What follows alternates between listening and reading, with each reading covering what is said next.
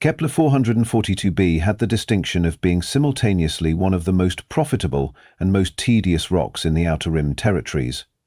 The mining operation there extracted rare earth compounds with the efficiency of a bureaucratic clockwork, grinding away at planetary crust while its skeleton crew of maintenance workers counted the days until their contracts expired. It was, by all galactic standards, precisely the sort of backwater installation where nothing interesting ever happened, which made it perfect hunting grounds for those who preferred their prey isolated, defenseless, and blissfully unaware of their impending doom. The Zephyrian hunting vessel emerged from hyperspace with the subtle grace of a meteor strike, its sleek obsidian hull reflecting the pale light of the system's dying star. Inside, 6 of the galaxy's most feared predators adjusted their breathing apparatus and checked their ceremonial hunting blades, weapons that had tasted the blood of creatures from 47 different star systems. The Zephyrines had built their entire cultural identity around the concept of the perfect hunt, and their reputation preceded them like a funeral dirge across civilized space. Their pack leader, a magnificent specimen standing nearly 3 meters tall with chitinous armor that gleamed like polished midnight, reviewed the intelligence briefing with the casual interest of someone selecting lunch from a menu. The target, a single human female maintenance engineer isolated on a mining platform with no security detail and no means of escape, somewhere between training exercise and afternoon entertainment. How refreshing it would be, the pack leader mused, to hunt something that couldn't simply be obliterated from orbit. The Zephyrian code demanded personal engagement, claw-to-flesh intimacy that made each kill a work of art. And humans, according to their extensive research files, were delightfully fragile creatures who compensated for their physical inadequacies with tools and teamwork, neither of which would help when completely alone. The mining station's automated systems dutifully logged the approaching vessel and filed the appropriate paperwork in triplicate as programmed. No alarms sounded. After all, the Zephyrians had purchased legitimate hunting permits from the Galactic Recreation Authority, complete with liability waivers and environmental impact assessments. Bureaucracy, it seemed, could streamline even the most ancient of blood sports. Down in the station's maintenance bay, the sole human occupant was elbow-deep in a malfunctioning atmospheric recycler, muttering creative combinations of profanity that would have impressed dock workers from here to Alpha Centauri. She had the compact, efficient build of someone who spent their days wrestling with machinery that actively resented her existence, and the perpetually grease-stained coveralls that marked her as genuinely competent rather than decoratively present. The work order tablet beside her cheerfully informed her that she had 17 more similar repairs scheduled before the next supply shipment arrived in 6 weeks. It failed to mention the 6 apex predators currently discussing the most aesthetically pleasing method of ending her life, though, in fairness, that particular information hadn't been included in the morning briefing. The Zephyrians completed their ritual preparations with ceremony that bordered on theatrical. Each warrior applied ceremonial war paint in patterns that told the story of their previous hunts, creating a living tapestry of death that would have been genuinely impressive if anyone had been present to appreciate it. They tested their equipment with professional thoroughness. Thermal imaging, motion sensors, pheromone trackers, and enough personal weaponry to level a small city block. Their prey, meanwhile, had moved on to cursing at a hydroponics system that had apparently decided to leak nutrient solution all over the deck plating, because evidently the universe's sense of timing was as warped as its sense of humor. The hunting party's shuttle bay opened with a pneumatic hiss that would have served as excellent dramatic punctuation had there been an audience to appreciate such things. 6 shadows detached themselves from the larger shadow of their craft and began their careful approach to the mining station. They moved with the fluid coordination of pack hunters who had perfected their craft across decades of successful kills, each step calculated to minimize their thermal signature and acoustic footprint. Professional pride demanded they make this hunt last long enough to be satisfying while ensuring their quarry never realized the true hopelessness of her situation until the very end. The psychological component was, after all, half the artistry. Fear seasoned the blood, made the final moment more poignant, transformed mere killing into genuine performance art. The station's external sensors registered 6 small heat signatures moving across the outer hull, but the automated systems categorized them as routine maintenance drones and promptly forgot about them.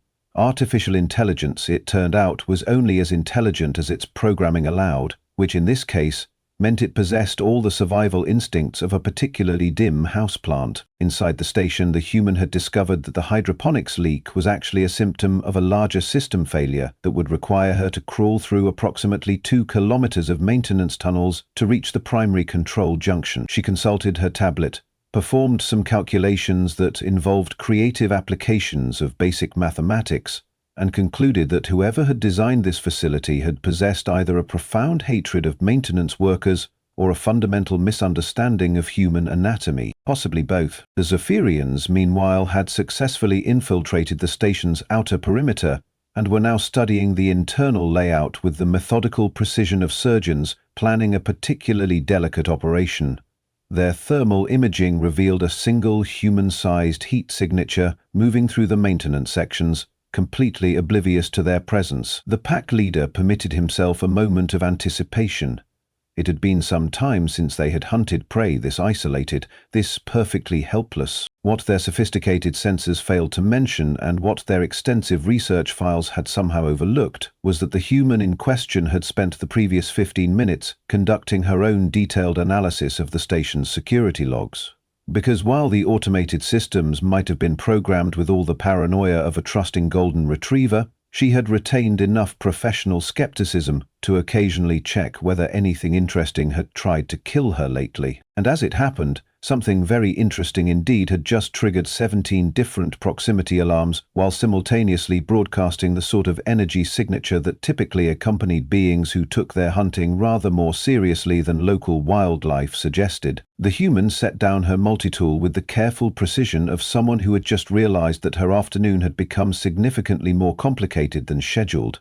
She accessed the station's internal monitoring system, called up the external camera feeds, and spent several minutes studying the 6 very large, very armed, very determined-looking aliens who were currently attempting to break into her temporary home. Her expression shifted from mild annoyance to professional interest, to something that might have been mistaken for anticipation had anyone been present to observe it.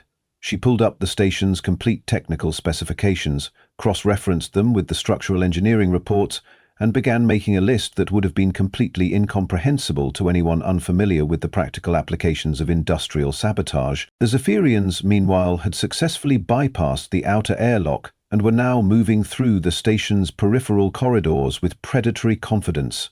Their prey was trapped, alone, and completely unaware of their presence. The hunt could begin in earnest. What they failed to realize as they crept through the carefully planned approach routes was that somewhere in the maintenance tunnels ahead of them, someone was making very different plans indeed.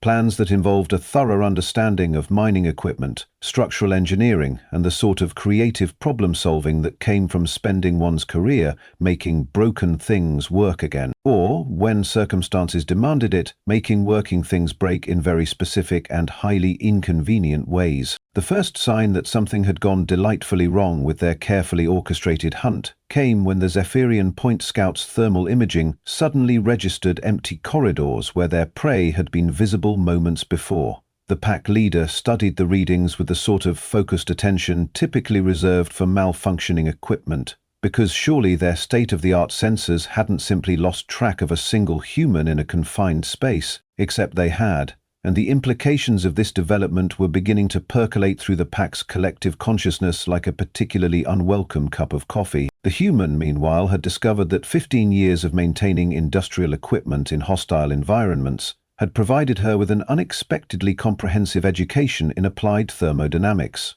Specifically, she now understood exactly how to route superheated coolant through the ventilation system in such a way that it created thermal shadows perfectly suited to confusing alien hunting sensors. The fact that this also made large sections of the station uncomfortably warm was merely an unfortunate side effect of her newfound commitment to home security. The Zephyrians adjusted their approach with professional flexibility, switching from thermal tracking to motion sensors and pheromone detection. Their prey might have temporarily confused their equipment, but no creature could eliminate all traces of its presence. The hunt would simply require a more nuanced approach, which honestly made it more interesting anyway. What they discovered instead was that the human had apparently developed the supernatural ability to exist in multiple locations simultaneously while producing the olfactory signature of industrial cleaning solvents mixed with recycled air. Their sensors reported her presence in the hydroponics bay, the main corridor, and the lower maintenance tunnels, often at the same time, which violated several fundamental laws of physics and most of their previous hunting experience. The pack's second-in-command suggested with admirable diplomatic restraint that perhaps their sensors were experiencing some form of localized interference. The pack leader considered this possibility with the sort of careful attention usually reserved for existential crises, because the alternative explanation implied that their supposedly helpless prey had somehow managed to spoof military-grade tracking equipment using mining station supplies, which was of course exactly what had happened. The human had spent the last 30 minutes conducting a comprehensive audit of the station's chemical storage facility, discovering that industrial mining operations apparently required enough exotic compounds to stock a small laboratory. Cross-referencing these materials with her admittedly unconventional education in applied chemistry had yielded several interesting possibilities for creating false scent trails, all of which she had implemented with the methodical thoroughness of someone who took professional pride in solving complex problems. The Zephyrians, meanwhile, had decided to abandon sophisticated tracking in favor of the more direct approach of systematic corridor sweeps. They divided into 3 hunting pairs, each taking a different section of the station, confident that their prey could not evade 6 apex predators indefinitely in such a confined space. Mathematics, after all, was on their side. Mathematics, unfortunately, had failed to account for the creative applications of industrial machinery. The first pair encountered what appeared to be a routine maintenance tunnel, complete with the sort of cramped, uncomfortable crawl space that made even experienced warriors reconsider their career choices. They entered with appropriate caution, weapons ready, senses alert for any sign of their quarry. What they found instead was a carefully orchestrated lesson in the practical applications of mechanical engineering. The tunnel's artificial gravity had been adjusted to approximately 3 times standard, which transformed what should have been a simple crawl into an exhausting slog through what felt like liquid concrete.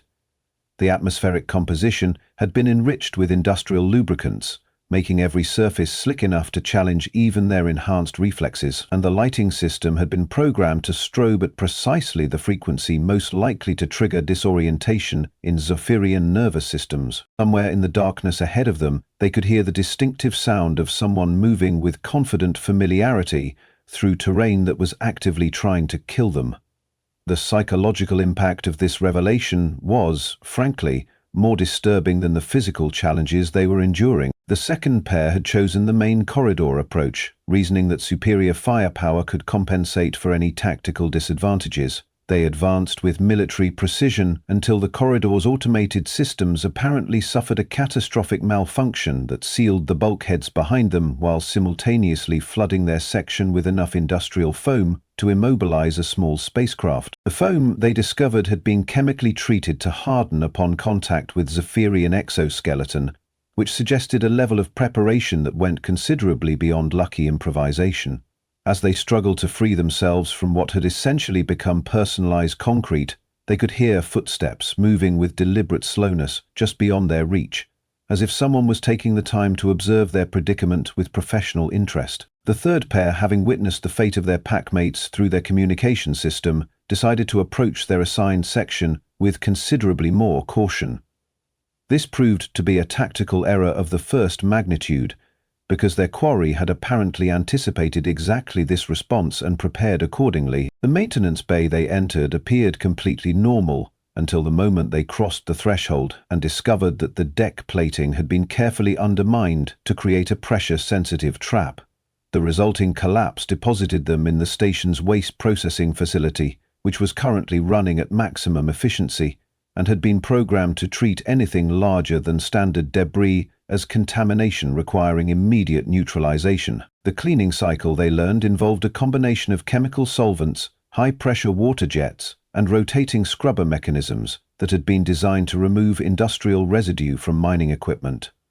Applied to living creatures, the process was less lethal than deeply humiliating, which seemed to be entirely the point. The pack leader, monitoring these developments from his position near the main entrance, found himself confronting the uncomfortable realization that his hunting party was being systematically neutralized by what appeared to be an industrial maintenance facility that had somehow achieved sentience and developed a sadistic sense of humor. More disturbing still was the growing certainty that their prey was not simply hiding from them, she was studying them.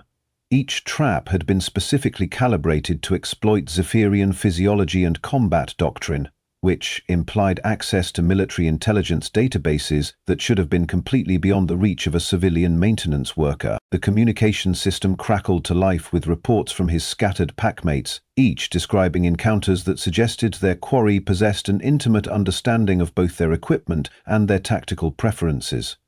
This was not the behavior of frightened prey.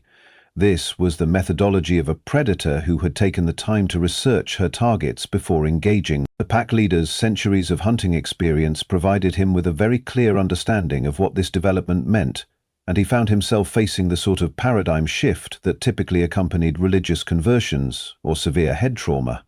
They had not cornered helpless prey in an isolated location. They had voluntarily entered the carefully prepared hunting ground of something considerably more dangerous than themselves. In the depths of the maintenance tunnels, the human paused in her work to check the station's security feeds, noting with professional satisfaction that her uninvited guests were beginning to understand the scope of their miscalculation. She had spent the last hour transforming a mining facility into a comprehensive demonstration of why underestimating one's opponent was generally considered poor form in professional circles. Phase 1 of her impromptu home security upgrade was proceeding exactly as planned. Phase 2 would be considerably less educational and significantly more permanent. But she believed in giving everyone a fair opportunity to reconsider their life choices before things became genuinely unpleasant. After all, she had been raised to be polite. The pack leader's communication system failed with perfect timing, cutting him off precisely when he needed coordination most. The silence that followed carried the weight of impending catastrophe rather than successful predation. His packmates, scattered throughout the station, discovered their predicament had evolved from embarrassing to lethal with surgical efficiency. The human had moved beyond demonstrations into definitive problem-solving. The first pair found their foam trap complicated by atmospheric recycling failure. The air thinned with mechanical precision, while the foam released additional bonding agents triggered by oxygen deprivation. Their quarry had gift-wrapped them for suffocation using detailed knowledge of Zephyrian respiratory requirements, information that should have been classified at military levels. The second pair discovered the waste processing facility had been enhanced with compounds specifically designed to dissolve Zephyrian exoskeleton. What should have been humiliating became a race between escape and their disintegrating armor. The mechanical systems treated their struggles as operational parameters, with scrubbers reprogrammed to target structural weaknesses and pressure jets exploiting defensive gaps. The third pair escaped the deck collapse, only to find their section transformed into an industrial hazard demonstration. Strobing lights triggered neurological disruption, while atmospheric compounds interfered with their sensory processing. Blast doors herded them through corridors like livestock, forcing movement toward destinations they couldn't anticipate, according to logic they couldn't comprehend. The pack leader realized his isolation resulted from targeted communication jamming calibrated to Zephyrian neural frequencies while leaving other systems operational. His prey had selectively eliminated command capability while maintaining her own tactical awareness. The station's monitoring system tracked his movements with vindictive precision, logging and analyzing every corridor, room, and tactical position. Something anticipated his decisions before he made them. Deaths came with clinical precision. The first succumbed to atmospheric deprivation interacting with chemical paralysis. The communication system briefly provided comprehensive biological readings documenting the medical databases would classify as industrial accident. The second elimination followed as the waste processing facility completed its enhanced cleaning cycle, treating equipment dissolution as routine maintenance within acceptable operational parameters. The third and fourth died simultaneously when atmospheric management implemented air quality improvements. Trace compounds reached critical concentrations, causing terminal spatial disorientation, that concluded when they walked into a conveniently open cargo airlock. Alone in what had transformed from hunting ground to execution chamber, the pack leader faced systems monitoring his movements while implementing systematic extermination protocols. His centuries of predatory experience provided no framework for understanding how a single human had converted industrial equipment into comprehensive anti-Zephian weapons. The communication system activated with a detailed status report on his hunting party's fate, complete with timestamps, biological readings, and efficiency metrics. Someone had been keeping careful score. A new voice joined. Human, female, professionally courteous while discussing wholesale slaughter. She thanked him for participating in comprehensive field testing of improvised defensive systems, noting his pack's responses had provided valuable data for methodology refinement. She mentioned casually that his remaining life expectancy was 17 minutes, based on atmospheric modifications in his current section. This estimate assumed continued escape attempts rather than accepting his situation with dignity. The pack leader's response catalogued centuries of Zephyrian profanity, followed by creative revenge threats. She listened with apparent interest, occasionally offering technical corrections or suggesting alternative violence approaches. When he exhausted his intimidation vocabulary, she thanked him again and mentioned she rarely encountered such articulate feedback during field testing. She offered a detailed technical briefing on the systems that eliminated his packmates if he wanted to understand how thoroughly he had miscalculated their relative food chain positions. The offer carried genuine helpfulness rather than gloating, suggesting his elimination was educational exercise rather than personal revenge. This proved more disturbing than traditional gloating. It implied his termination was carefully rehearsed rather than improvised. 17 minutes was exactly enough time for someone to explain how 6 apex predators had managed to hunt themselves. The pack leader's 17-minute countdown proceeded with doomsday precision, atmospheric changes marking his approaching industrial termination. His escape attempts revealed his quarry had anticipated every tactical decision and prepared elaborate countermeasures with mechanical thoroughness. The station's corridors had become a comprehensive maze designed by someone who understood Zephyrian psychology better than most Zephyrians understood themselves. Every instinctive choice led to dead ends. Every survival strategy resulted in worse tactical positioning. With 12 minutes remaining, he abandoned futile escape attempts to focus on understanding how thoroughly he had been outmaneuvered by what should have been defenseless prey. Professional pride demanded some comprehension of the sophisticated craftsmanship that had eliminated his entire hunting party with such elegant and devastating efficiency. The human appeared with theatrical timing, emerging from a maintenance hatch with the casual grace of someone who had been observing his struggles with professional scientific interest.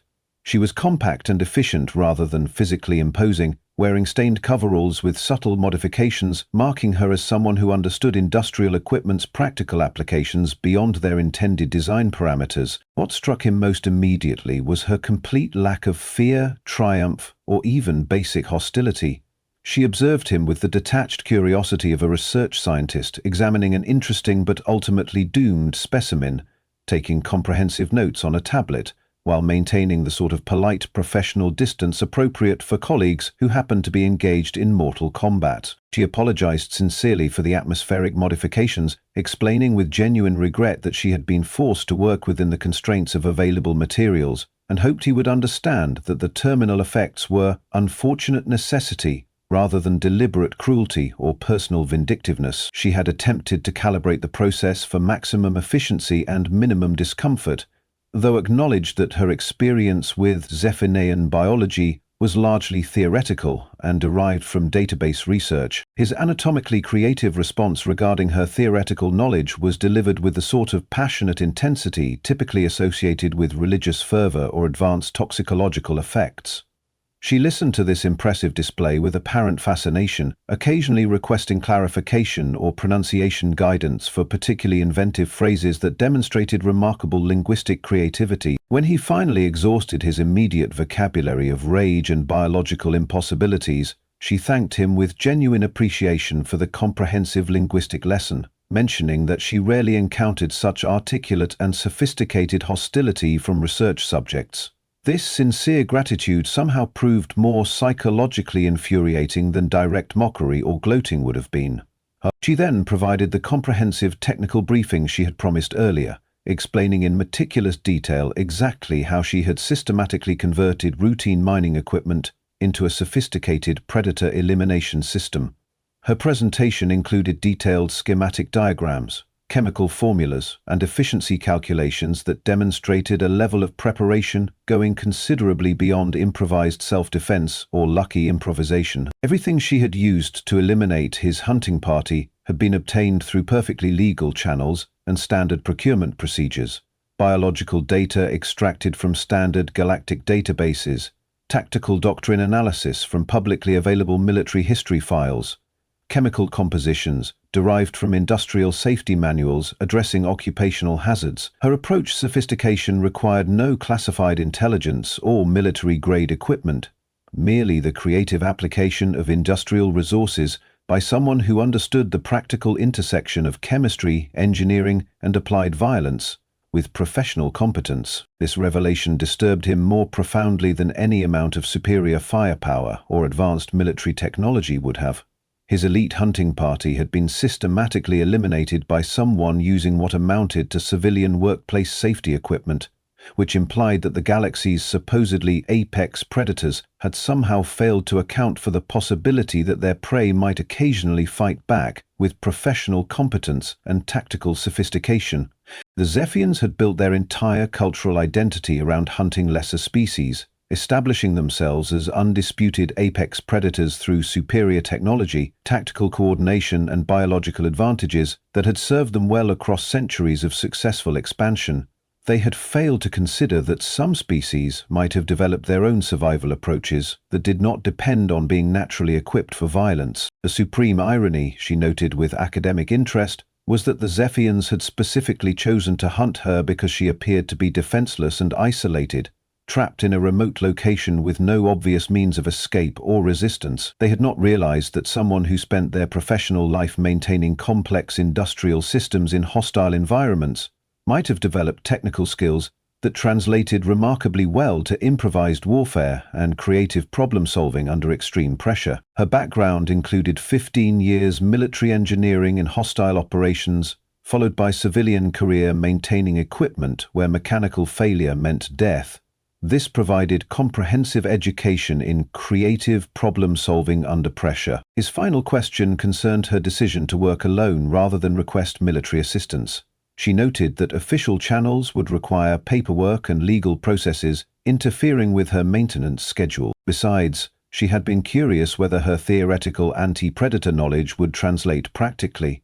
His hunting party provided excellent field testing, with results exceeding projections. She thanked him for cooperation and mentioned filing reports on defensive system effectiveness for other maintenance personnel. This engagement's data would improve safety protocols throughout Outer Rim territories. The pack leader's consciousness faded with industrial precision, realizing his final contribution would be serving as a footnote in someone's workplace safety manual. The human completed post-engagement documentation with professional thoroughness, noting that improvised anti-predator systems had performed within acceptable parameters and testing methodology provided valuable insights for future applications. She made a note to requisition additional cleaning supplies, as illuminating 6 apex predators had generated more biological debris than initial calculations anticipated. Returning to interrupted maintenance duties, she reflected on broader implications. Zephyrians had spent centuries establishing themselves as premier predators, hunting lesser species with impunity across dozens of star systems. They had failed to understand that evolution equipped different species with different survival strategies, and apparent weakness sometimes concealed capabilities going considerably beyond the obvious. The universe had a peculiar sense of justice. Those who hunted others for sport occasionally discovered their prey had developed hunting skills of their own, refined through necessity rather than ceremony, and applied with practical efficiency that made survival possible where mistakes were typically fatal. She had been trained to fix broken things, and apex predators who made the mistake of hunting maintenance engineers were definitely broken. They just didn't realize it until the repair process was already underway.